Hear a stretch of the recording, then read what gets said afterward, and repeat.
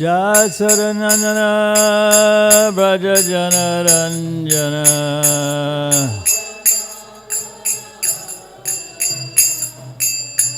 Shamuna Tira Bonachari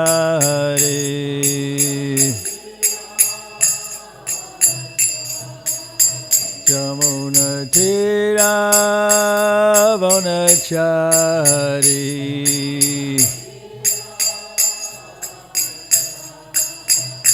Jaya Radha Madhava Kunja Vihari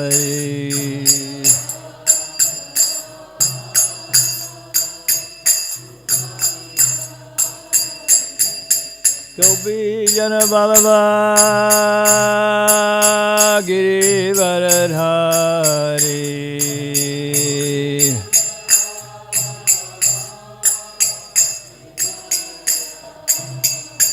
Jaya Gopi Jana Vallabha Girivaradhari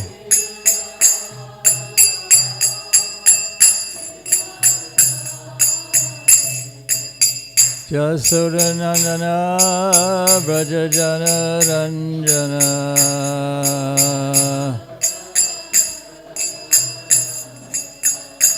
Jasodanandana Braja Janaranjana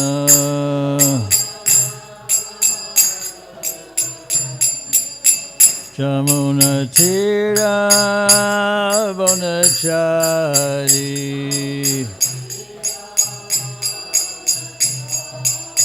Jamuna Tira Bonachari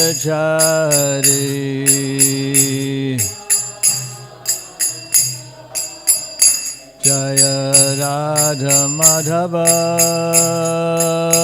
Kunja Vihari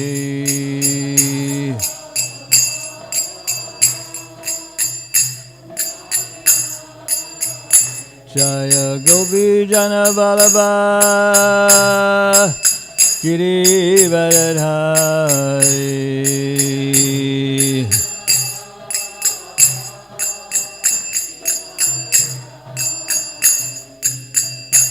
Jasodanandana Braja Janaranjana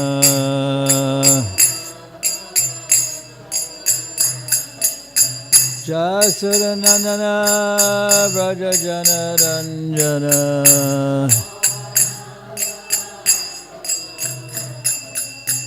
Jamuna Tira Bonachari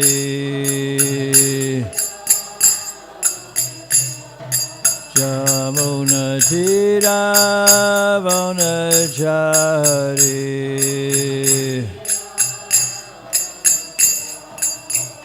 Jaya Radha Madhava Kunja Vihari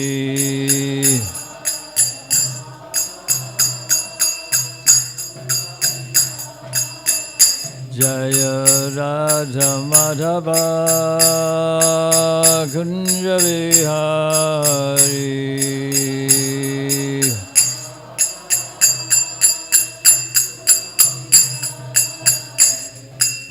Sri Krishna Chaitanya Prabhu Nityananda Shri Advaita Gadadhar Shivasadi Gaur Bhakta Vrindam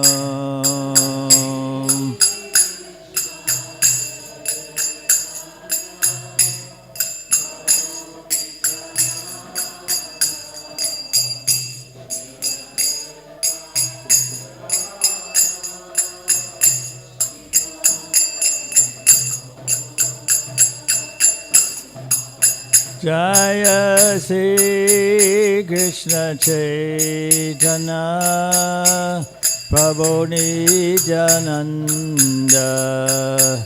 Shri Advaita Gadadhar Shivasadi Gaur Bhakta Vrinda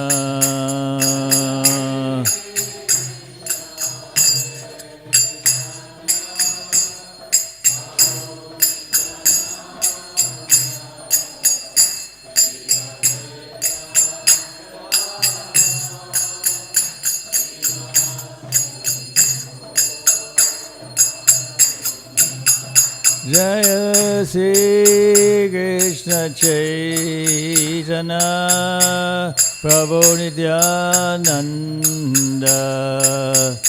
Shri Advaita Gadadhar Sivasadi Gaur Bhakta-vrinda.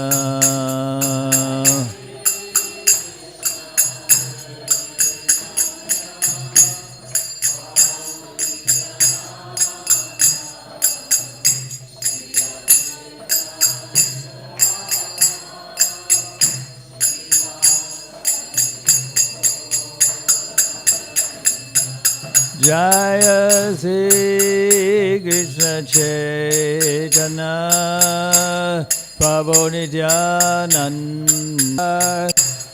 Shri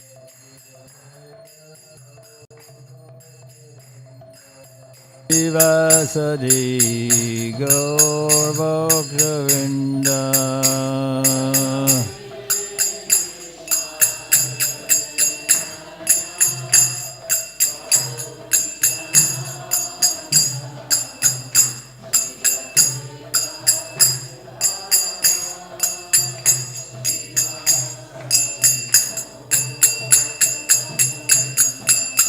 Jaya Sri Krishna Chaitanya Prabhu Nityananda Shri Advaita Gadadhar Shivasadi Gaur Bhakta-vrinda.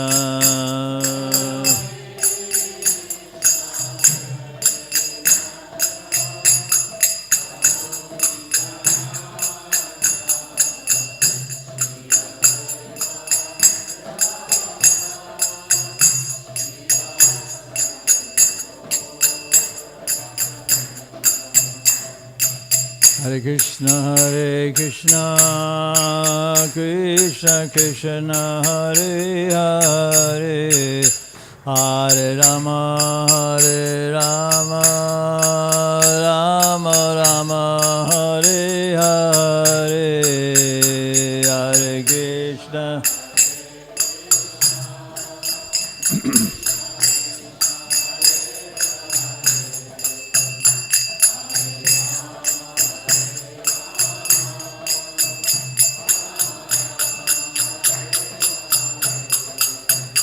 Hare Krishna, Krishna Krishna, Hare Hare, Hare Rama,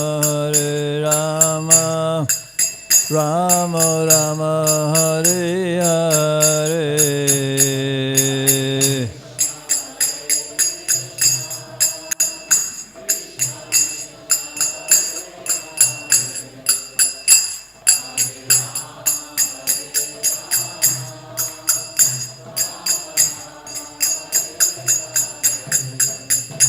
Hare Krishna, Krishna Krishna, Hare Hare, Hare Rama, Rama Rama, Hare Hare.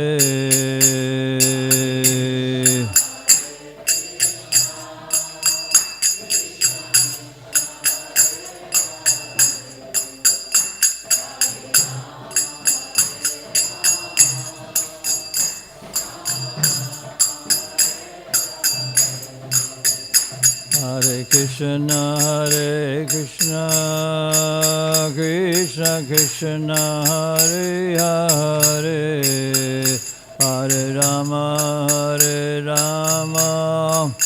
Rama Rama, Hare Hare.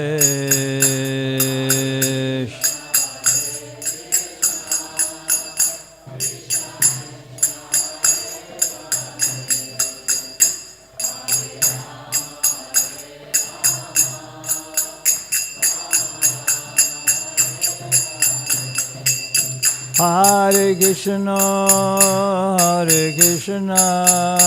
Krishna Krishna, Hare Hare, Hare Rama, Rama Rama, Hare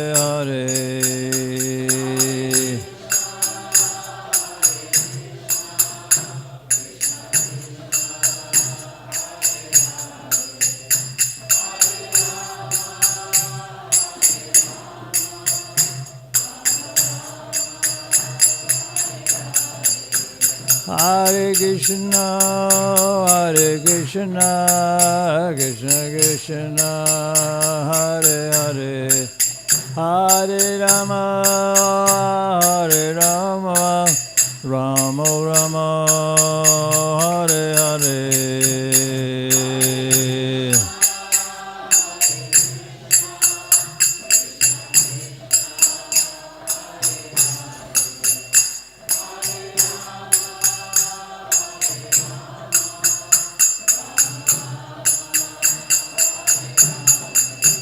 Jaya Prabhupada, Jaya Prabhupada, Jaya Prabhupada, Jaya Prabhupada.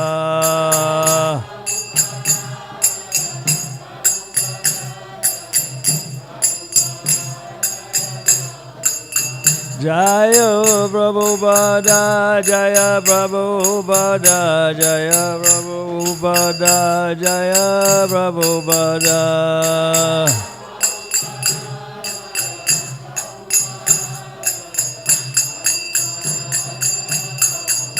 Jaya Prabhupada, Jaya Prabhupada, Jaya Prabhupada, Jaya Prabhupada.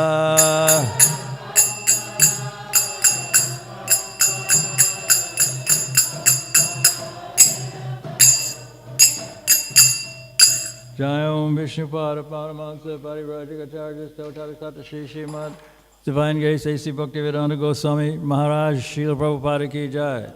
Ananta Koti Vaishnava Vrinda Ki Jai. ISKCON founder Acharya Srila Prabhupada Ki Jai. Namacharya Srila Haridas Thakur Ki Jai. Prem Shekahu Shri Krishna Chaitanya Prabhu Nityananda Shri Advaita Gadadhar Shri Vasadi Gaur Bhakta Vrinda Ki Jai. Shri Shri Radha Krishna Gopinath Shama Kunda Radha Kunda Giri Govardhana Ki Jai. Shri Shri Vrindavan Dham Ki Jai. Navadvip Dham Ki Jai. Shri Shri Mayapur Dham Ki Jai. Shama Veda Bhakta Vrinda Ki Jai. All glories to the assembled devotees. All glories to the assembled devotees. All glories to the assembled devotees. All glories to Sri Sri Guru and Sri Gauranga. Narayanam Namaskrityam Naram Chaivam Narottamam Devim Saraswatim Vyasam Tato Jayamudidayat Nasta Prayeshu Abhadreshu Nityam Bhagavata Sevaya Bhagavati Uttama Shlokir Bhaktir Bhavati Naishtiki. Reading from the Srimad Bhagavatam, the glories of devotional service. Third canto, 25th chapter, 14th text, is that correct? Tam Imam Te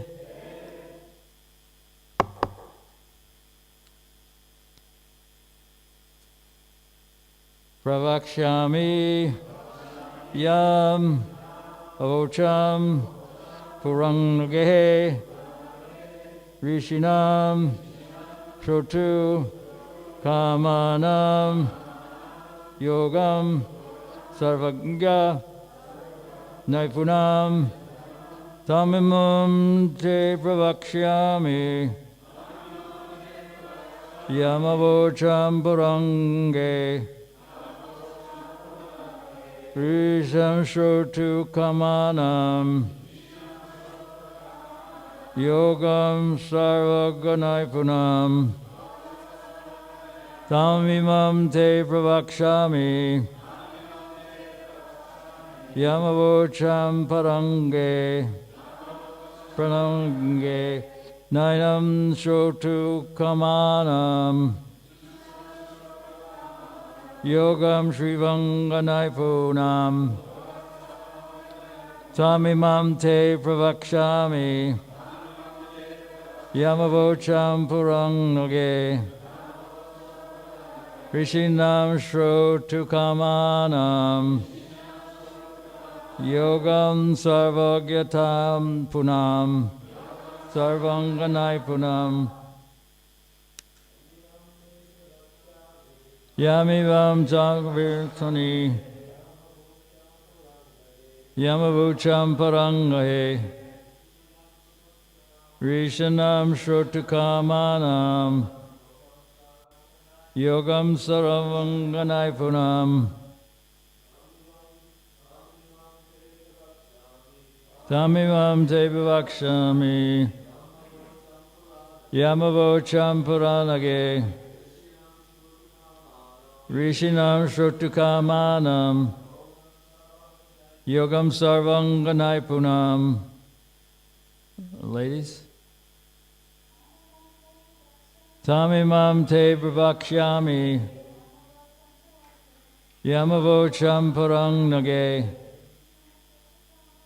Rishinam Shrutukamanam Yogam Sarvanganaipunam. Word for word. Tamimam, that very. Te, to you. Pravakshami, I shall explain. Yam, which. Avocham, I explained.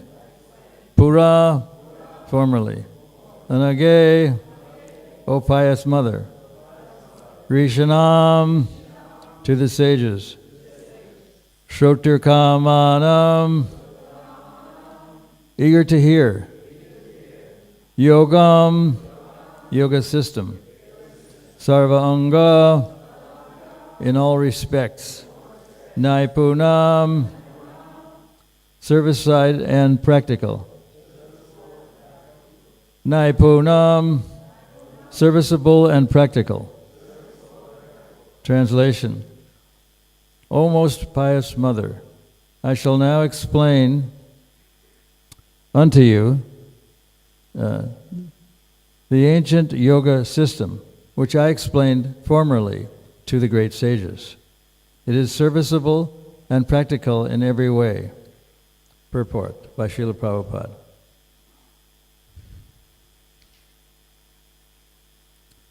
The Lord does not manufacture a new system of yoga.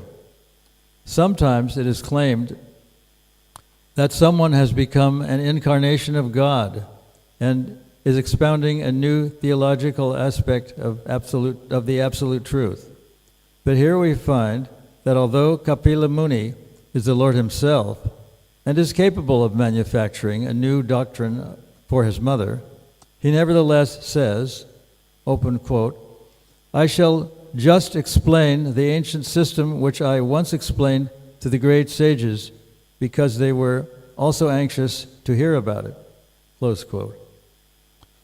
When we have a super excellent process already present in Vedic scriptures, there is no need to concoct a new system to mislead the innocent public.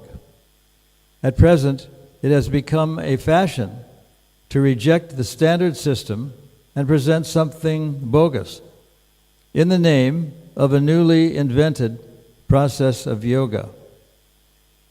The verse again, O most pious mother, I shall now explain unto you the ancient yoga system, which I explained formerly to the great sages. It is serviceable and practical in every way. So at the end of the purport, Prabhupada writes that at present it has become a fashion to reject the standard system and present something bogus in the name of a newly invented process of yoga. I suppose there are many newly invented processes of yoga. This was written maybe 50 years ago or something like that. And some of the more bizarre types of yoga that are currently presented are aerial yoga, which is a kind of thing where they hang someone told me about these, like a hammock affair from the ceiling, and people practice yoga postures or asanas kind of in the air. That's why it's called aerial yoga. And there's something called sup yoga, which is a kind of thing where people stand on a platform that's floating on the water. And that's to increase their muscles in the legs so that they can maintain balance and proper enunciation. And there's another thing called face yoga, where people practice exercises in their face to gain, muscular control of their facial muscles.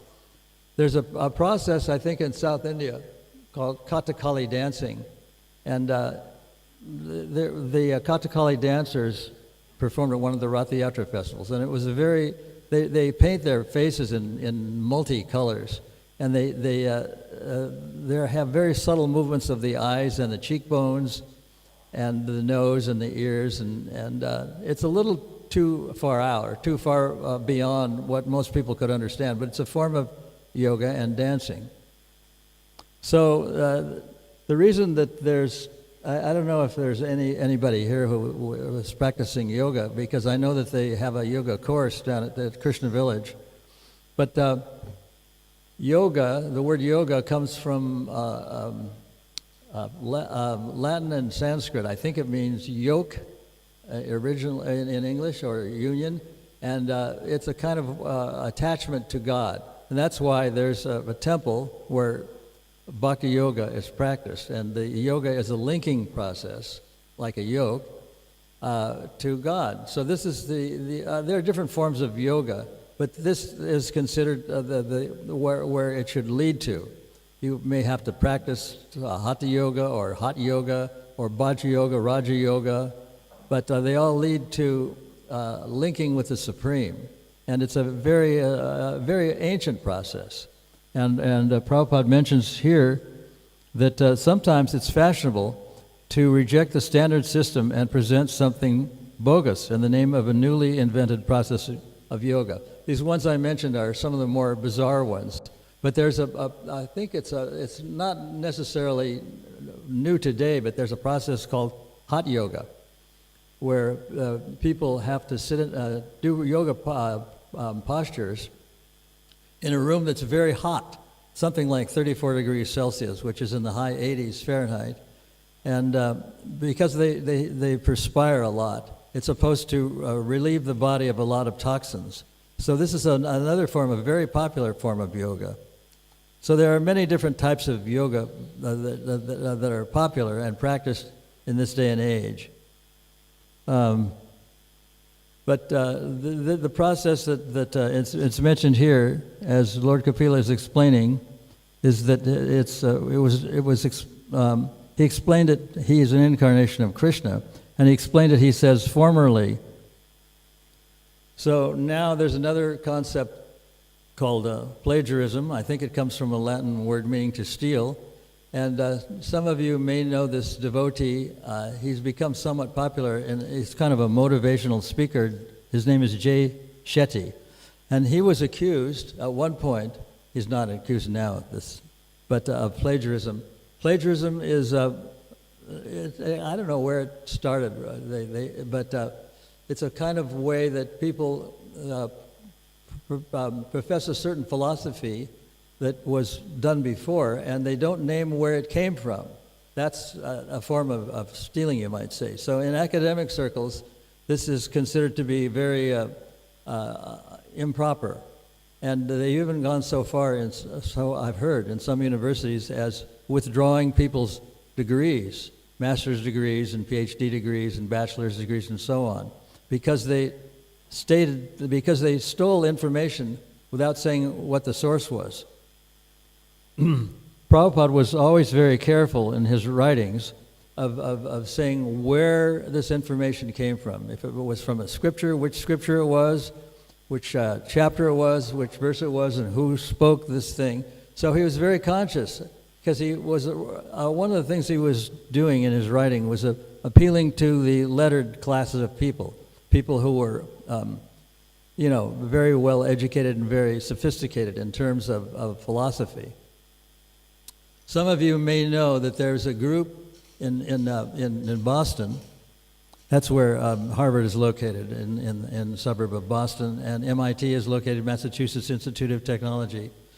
And there was a group of people that were called the Boston Brahmins. I think they stole the word Brahmins from India. They didn't exactly steal it, but they were considered the elite intellectuals. In a way, it was kind of ordinary, and it was also done in India. Bhakti Vinod Thakur, I think it was, who called it the Bhadra Loka, the intellectual people of that part of the world. So it also happens a lot, not only in academia, but in religious circles, as is indicated in the purports, that sometimes people invent or concoct some new religion. It's a very common thing. There was a person I heard about in India who was kind of masquerading as a sadhu, and he was kind of sitting before an audience and was entirely motionless. So after a few days, it became kind of controversial. And in fact, it was later happened that the police had to come and see whether he was actually faking, or was he alive, or was he dead, or what. And after a while, they kind of investigated and determined he was actually dead. So there are people that profess to be spiritual people, but they concoct new ideas, and they get a lot of following. And one of them was mentioned in one of Prabhupada's books. I can't remember his name, but anyway, he was masquerading as Vishnu or Krishna, and he had a lot of female followers, not on the side but directly, because he preyed upon the innocent people who thought he was something special, and he had a lot of yogic power. So the narration that Prabhupada writes is that Bhakti Vinod was summoned by that was a time when the British organization, British government, was in charge of India. They were the colonial. India were the colonials, and they summoned Bhakti Vinod Thakur to sort this fellow out and find out what he was really all about. Vishika Shena, I think, was his name. Anyway, you've probably heard the story that Bhakti Vinod's family contracted some very high fever because this man had yogic power, and he knew he was under some kind of investigation, and therefore he kind of, in his own way, cursed the Bhakti Vinod family. So his wife and relatives and all children had very high fevers, and Bhakti Vinod Thakur's wife said that they might even die, so they should lay off this guy and let him just go his way and do his thing. But Bhakti Vinod was determined to expose him. And then a court case ensued, and it was determined that his yogic power was emanated from his long hair. And even the British rulers in the courtroom thought that this was possible. They knew something about yoga. And one of the story goes that one of the Briton jumped on him while he was in the dock being investigated in court and cut his hair. And then a few days later, because his yogic power had been evaporated when the hair cutting took place in a kind of unplanned way, he died in prison. And so that was, the original sort of faker. There's a lot of them now all over the world. So one of them that was faking came to India, and he had I was at the temple, and he came to America. This was in about 1967. And I don't want to get into it, dealing with his name, but he had a dog. He had a poodle. And he and his group, there was about 4 of them, were all together. They were a band. They were one of the pseudo Vaishnava groups.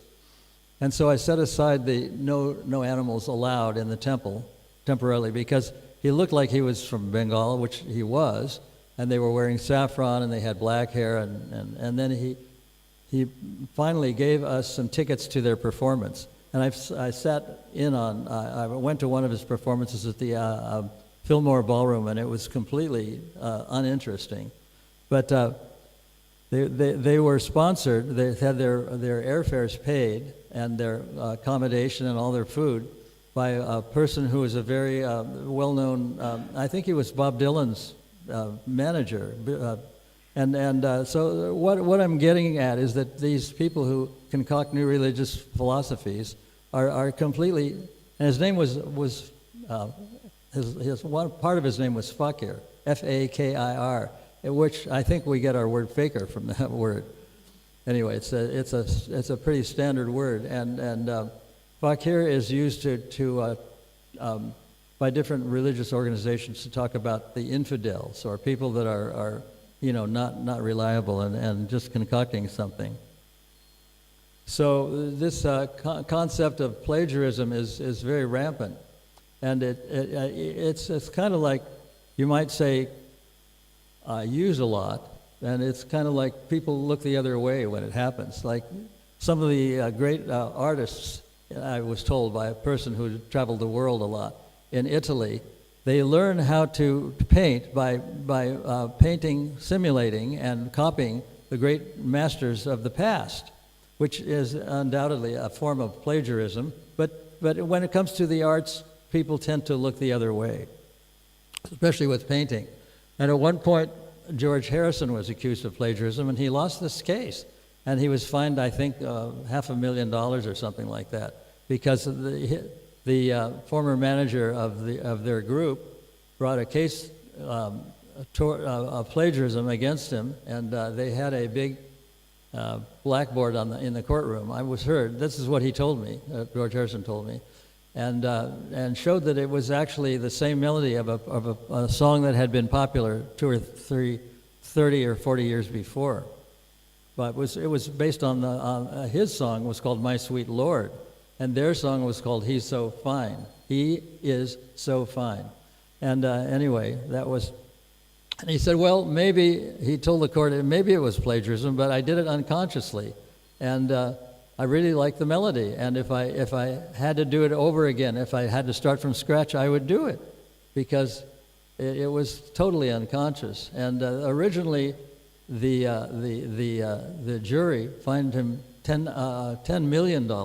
And then the judge, out of his kindness and mercy, lowered it to half of $1 million. So it's a kind of a, plagiarism has become somewhat the word has become somewhat popular, and people have tried to withdraw degrees from university degrees. It didn't actually happen, but they threatened that way.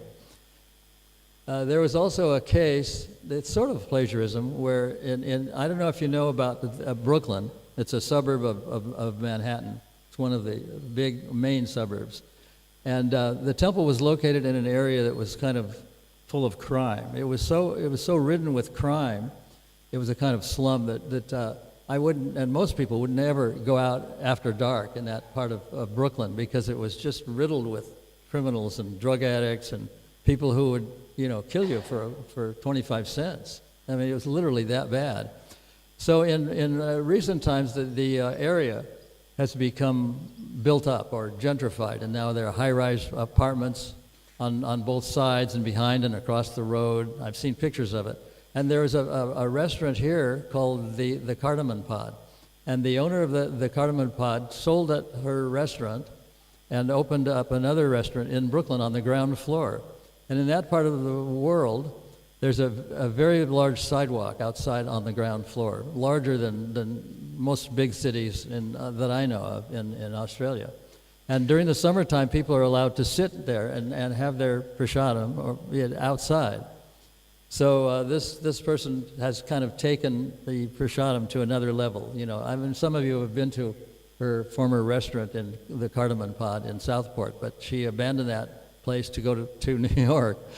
And it's it's become a very popular. It's been open about 4 months. Now they call it the Kardama Cafe, named after Kardama.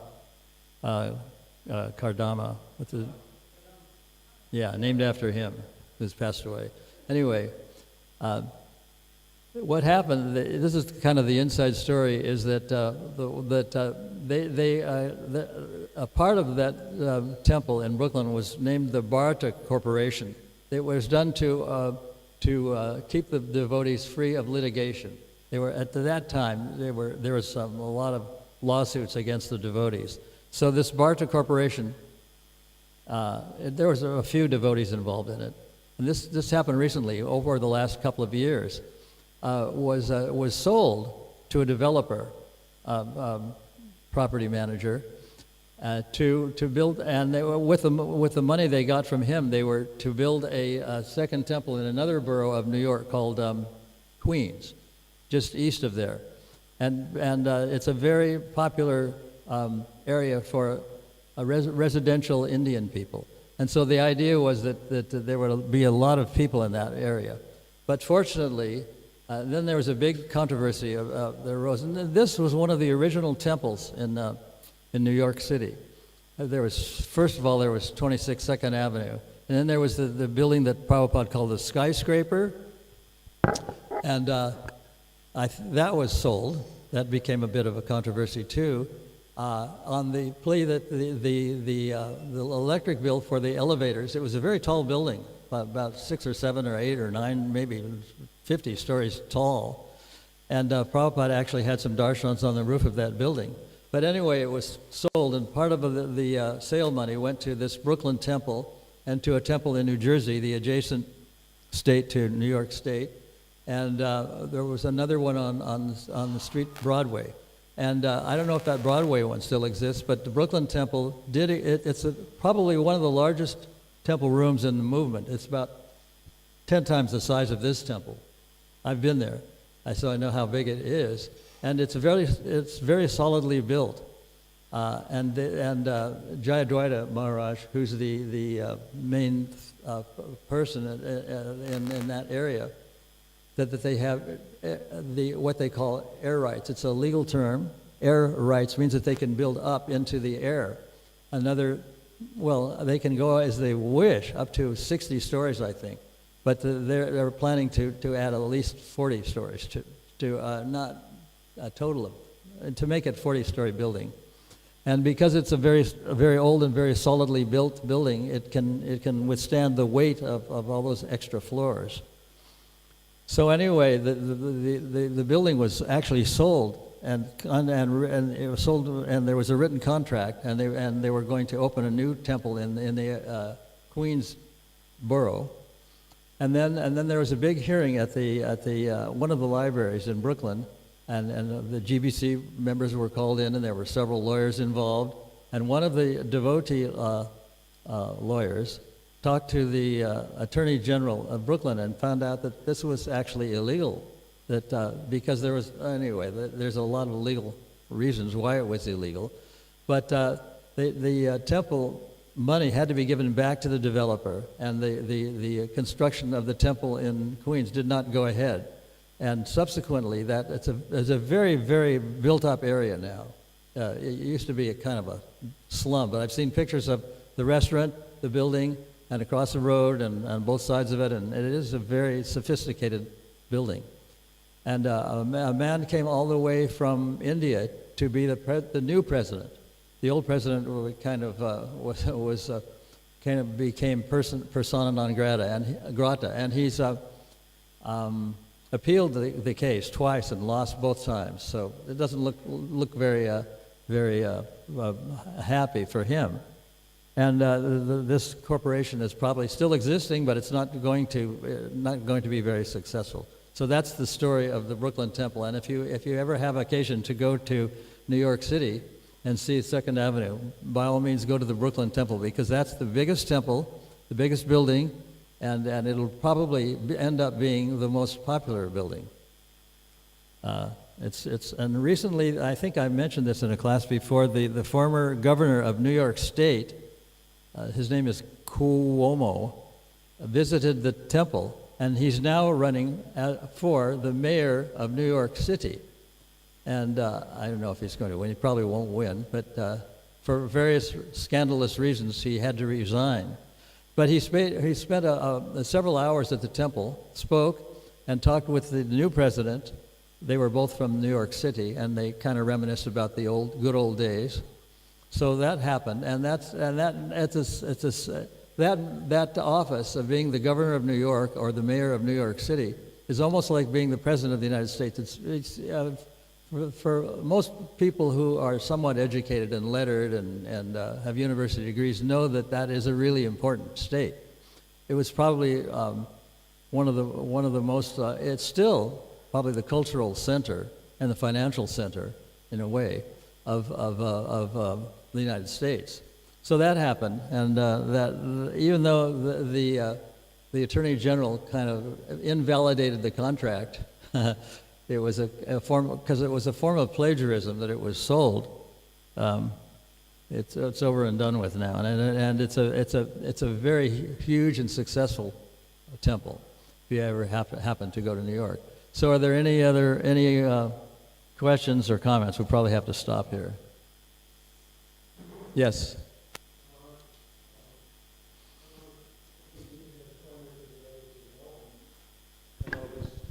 Attracted to things Eastern, especially Indian sort of stuff, so I'd started to go to this big yoga school down in Melbourne that was like the oldest yoga school down there. I didn't know anything. Near in Melbourne itself or near Melbourne? Near the city centre. Oh.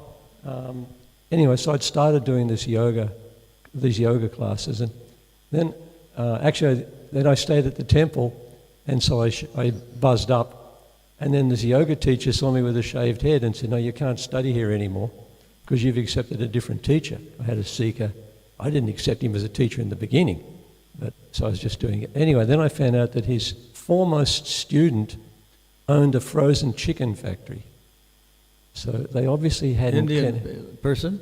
The guy, the yoga teacher's sort of leading student, his favourite student, was some guy that owned a frozen chicken factory. I was thinking at the time, it didn't sound right, but they all thought that was fine.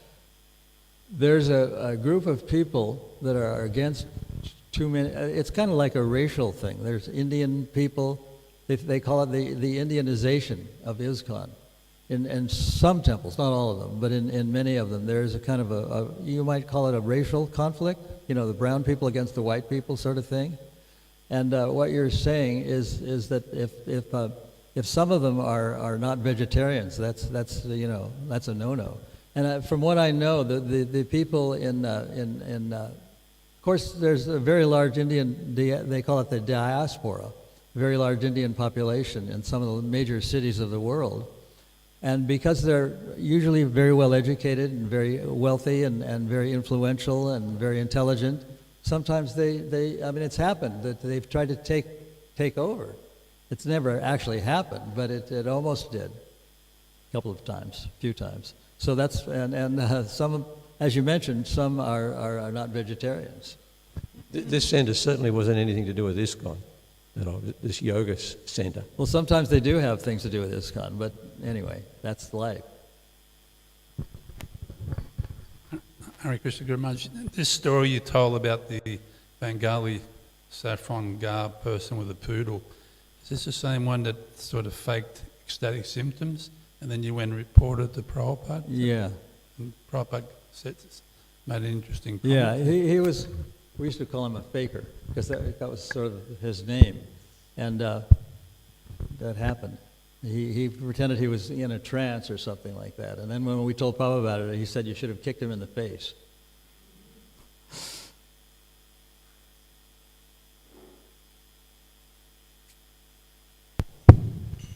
Is there anything else? Yes?